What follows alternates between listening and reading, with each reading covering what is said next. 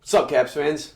Here we are, February 20th, and we're already sitting at 90 points on the season. It's like unheard of. That's crazy. So we have another tight game with the Devils, and another tight game in general, but it's still a win. We still came out slow. I'm not happy about that, but at least we got the 2 points. Like I said in my video yesterday, watch out for Travis Zajac.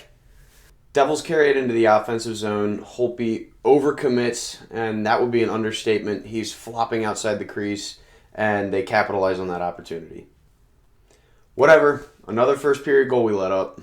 The Caps really need to work on that. It's getting kind of ridiculous how many first period goals they're letting up, especially going down early in the game. That's not going to fly in the playoffs. And it certainly didn't fly last year against the Rangers. But about a minute and a half later, Orlov catches the puck when it's going out of the zone, passes it to Ovi. Ovi takes about 5 seconds setting up in front of the net and rips it past Corey Schneider for a goal. Only guy in the league that can let the goalie set up for about a full 2 seconds and still score. All right, maybe not the only guy, but I'm a Caps fan, so.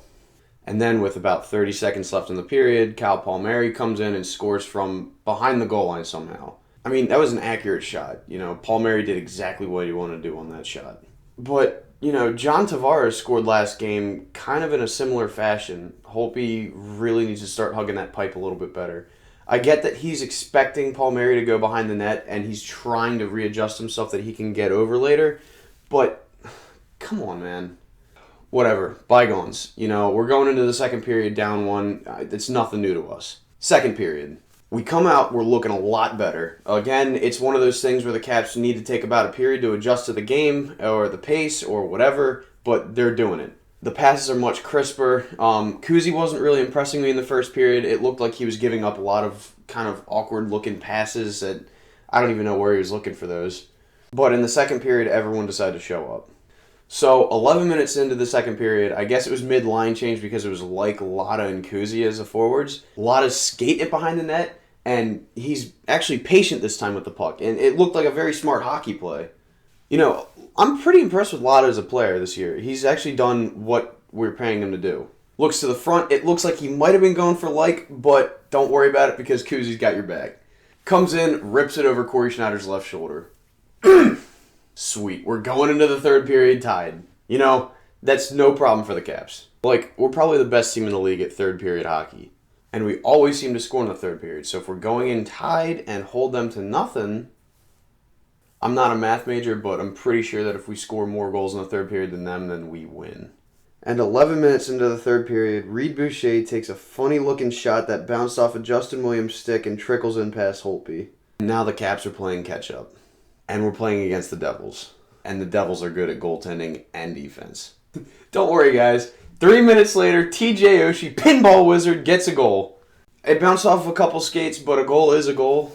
And so now we're tied late in the third, and I really get confident when we are in that situation. And thoughts of overtime and shootout start racing through my head. Not the best situation, but we're okay in them.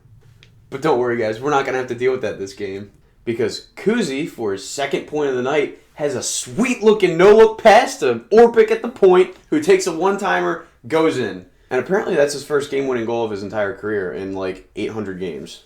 So, good for him. Welcome back, Orpik. So, that game was probably a lot closer than I would have liked it to be, especially against a team like the Devils.